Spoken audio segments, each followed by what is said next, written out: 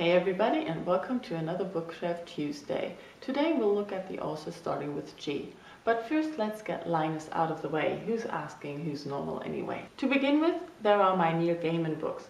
I really like his writing and his imaginative stories. He has a talent to suck you into the book so that you never want to put it aside and continue living your own boring life. Neverwhere tells about a man who accidentally stumbles into a subculture in London, invisible to everyone outside this society. Suddenly, his ordinary life is an adventure of life and death. The book, by the way, is much better than the TV show. Anansi Boys tells the story of Fat Charlie Nancy, whose life gets turned upside down when his father dies. Suddenly, he has a brother he never knew of and learns about the true identity of his father. American Gods is epic. You travel with Shadow all over America, visiting various gods to enroll them for the upcoming war. It's amazing. You meet almost every god that someone somewhere ever believed in, and how they make do now that they are forgotten. Coraline is this little girl who discovers a door to another world where everything just looks better, until it doesn't.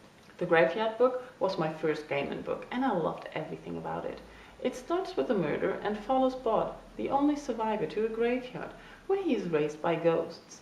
But troubles for Bod begin when he leaves the graveyard. There are also some illustrated children's books by Neil Gaiman. I only have crazy hair.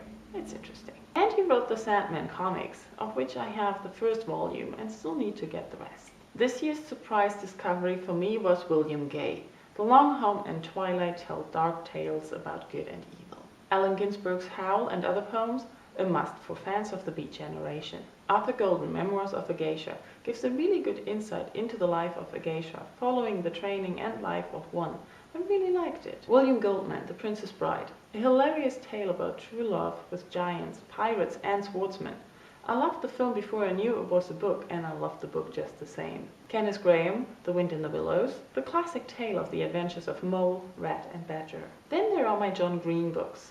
I really like his narrative voice. It is so easy to settle into. His stories just flow naturally, and his characters are so real that you just want them around at your next party. Looking for Alaska was recommended to me by a friend, and it made me fall in love with his books, turned me into a nerd fighter and a YouTuber. Thanks there. The story evokes a wide range of emotions while reading it. There are moments when you just laugh out loud, and at others you want to cry. An Abundance of Catherines tells about a very smart boy who just always falls in love with Catherines, and they always dump him. In Paper Towns, you go following clues to understand and find Margot Ross Spiegelman. Let It Snow is a compilation of 3 short stories by John Green, Maureen Johnson and Laura Miracle. They tell different stories of one Christmas, but at the end they all come together. Will Grayson is written together with David Levithan. It's about 2 boys of the same name. And yes, I also have Zombie Corns. John Grisham, the Brethren, is the only Grisham I own. My host family had lots of them, and I read many of them. There's always something with the law and a major injustice. Water for Elephants by Sarah Gruen I loved instantly. The cover, the style of writing, and the circus. My edition is filled with vintage circus pictures. And the story is just so sweet. I liked Jacob immediately, and his life was captivating. I also liked the film.